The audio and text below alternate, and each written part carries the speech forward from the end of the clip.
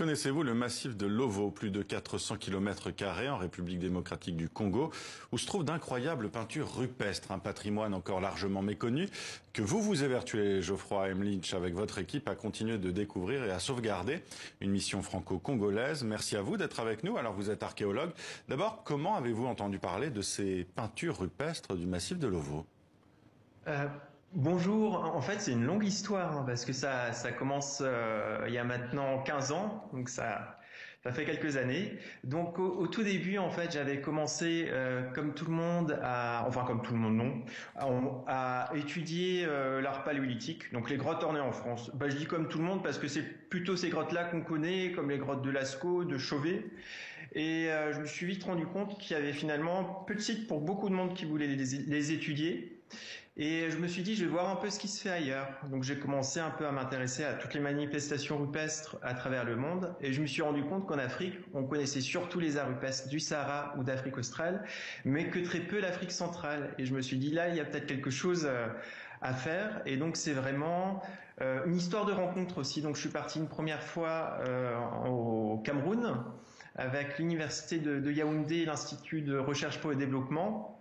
Et puis après, ce projet au Congo et à Lovo s'est créé dans le cadre de ma thèse. Et donc, c'est une histoire qui dure maintenant depuis 15 ans. Alors voilà, vous l'avez dit, plus de 15 ans, plus de 10 ans aussi, je crois que vous travaillez donc sur ces peintures. De quand datent ces peintures précisément ? Là, c'était aussi toute la question de notre travail finalement, parce qu'on était face à un site magnifique. Donc il faut s'imaginer, sur près de 400 km², on trouve des centaines de massifs calcaires qui sont percés de grottes et d'abris sous roches, et qui sont ornés de plusieurs milliers de peintures et de gravures rupestres. Donc la question d'abord, c'était de savoir de quand ça date, et ce que ça signifie. Et donc là, c'est un travail qu'on a réalisé avec un laboratoire des musées du Louvre, et qui nous a permis de dater certaines de ces peintures. Et après, il faut savoir aussi que dater une peinture, c'est très très compliqué. Il faut trouver la bonne peinture qui s'adapte à la datation. Et nous, par exemple, on a pu recenser une centaine de sites, mais sur cette centaine de sites, on a pu en dater que 2. Et les datations qu'on a pu réaliser datent d'un ancien royaume africain qui s'appelait le royaume de Congo. Et qui date du XVIe siècle, c'est ça, je crois. Et qui date, en fait, c'est un royaume on en sait vraiment beaucoup de choses. Enfin, ça a été très documenté, tant du point de vue historique à partir des années 1500, qui est ethnographique pour les périodes les plus récentes. Mais finalement, on sait que très peu de choses sur, l'émergence de ce royaume.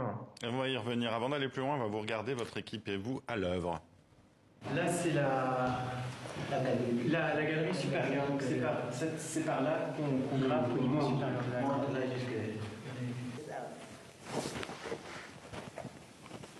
Dans la grotte de Togo, on trouve surtout des dessins noirs qu'on a pu dater et qui sont rattachés donc au royaume de Congo. Mais on trouve par contre deux peintures rouges géométriques ici, qui, comme on peut le voir, sont tracées avec le doigt, comme ça.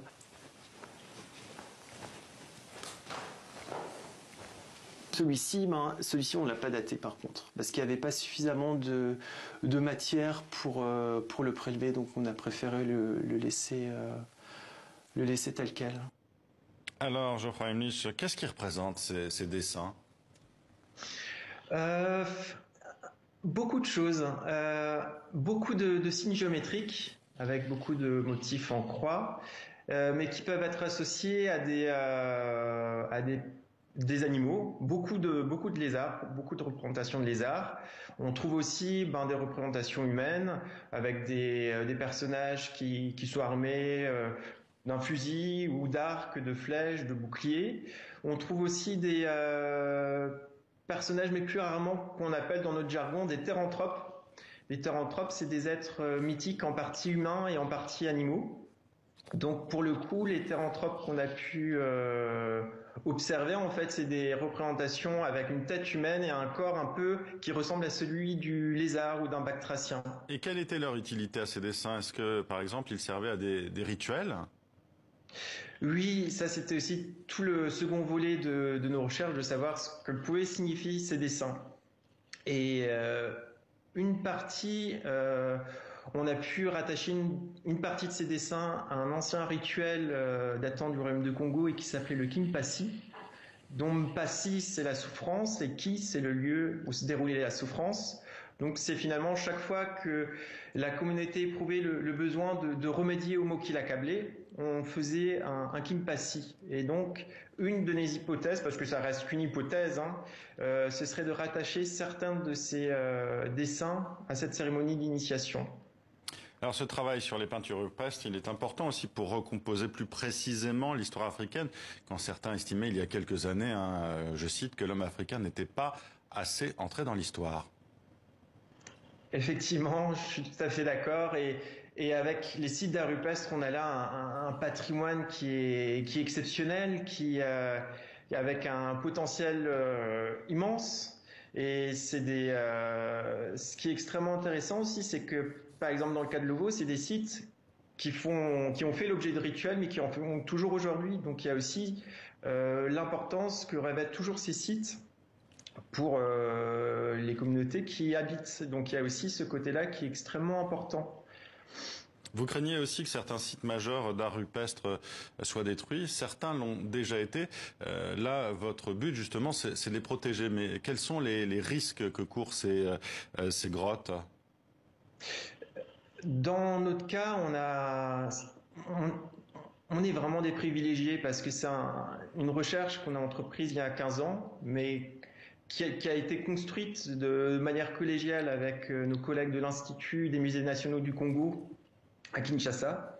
Donc c'est toujours un projet qui s'est réalisé ensemble. On a pu travailler aussi avec les villageois sans lesquels on n'aurait jamais pu voir tous ces sites. Donc pour nous, c'est déjà une chance unique d'avoir pu réaliser ce travail-là.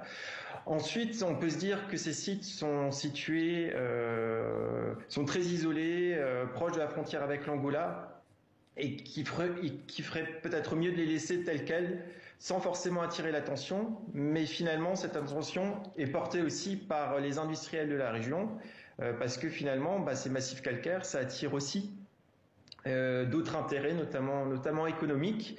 Et l'un des objectifs de nos recherches, là c'est le travail des collègues congolais, ce serait de pouvoir proposer le site de Lovo pour l'inscrire sur la liste du patrimoine mondial de l'UNESCO.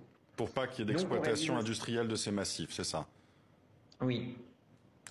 Écoutez, merci beaucoup à vous, Geoffroy Henlich, pour tout cet éclairage sur ce massif de Lovo. On retrouve un site sur lequel on peut retrouver beaucoup d'images, justement, de votre travail.